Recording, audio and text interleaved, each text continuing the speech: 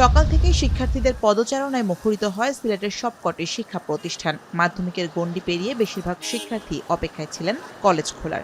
অস্থিতিশীল পরিস্থিতি ও সংকট কাটিয়ে সবাই আবারও ফিরতে শুরু করেছে নিজেদের বিদ্যাপীঠে।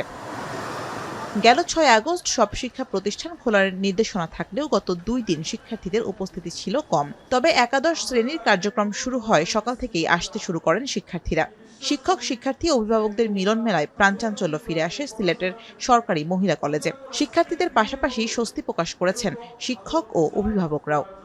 এই দিনটার জন্য অপেক্ষায় ছিলাম, তো এতদিন পরে সবকিছু স্বাভাবিক হয়েছে, তো সে ভালো লাগতেছে। আপাতত শুরু তো হয়েছে আমাদেরটা, এটাই একটা প্রাপ্তি আর কি, যে আমাদের শুরু হয়েছে, এখন অনেক ভালো লাগতেছে।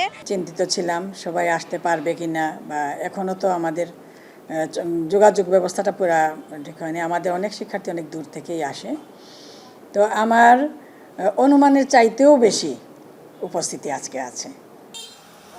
এদিকে ময়মনসিংহের স্কুলগুলোতে শিক্ষার্থীদের উপস্থিতি ছিল কিছুটা কম। তবে একাদশ শ্রেণীর প্রথম ক্লাস হওয়ায় বাড়তি আনন্দ নিয়ে কলেজে আসেন শিক্ষার্থীরা।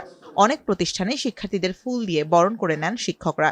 স্কুল কলেজ বন্ধ থাকায় যে ক্ষতি হয়েছে তা বাড়তি ক্লাসের মাধ্যমে পুষিয়ে নেওয়া হবে বলে জানান শিক্ষকরা। দীর্ঘদিন ধরে আমাদের যে শিক্ষা প্রতিষ্ঠানগুলো ছিল সেগুলো অনেক দিন ধরে বিরতি ছিল।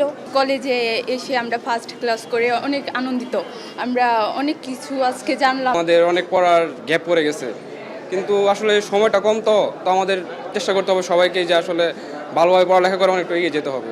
আমরা ছাত্রছাত্রীদের উপস্থিতি দেখে অভিভূত, অত্যন্ত উপস্থিতির সংখ্যা খুবই ভালো ছিল, এবং আমরা এই যে শিক্ষার যে ক্ষতি হয়েছে, অপূরণীয় ক্ষতি, সেটি পূরণ করা সত্যি কঠিন। তারপর আমরা যথাসাধ্যভাবে চেষ্টা করব অতিরিক্ত ক্লাস নিয়ে ছেলে মেয়েদেরকে যেন এই ক্ষতি পুষিয়ে নিতে পারি।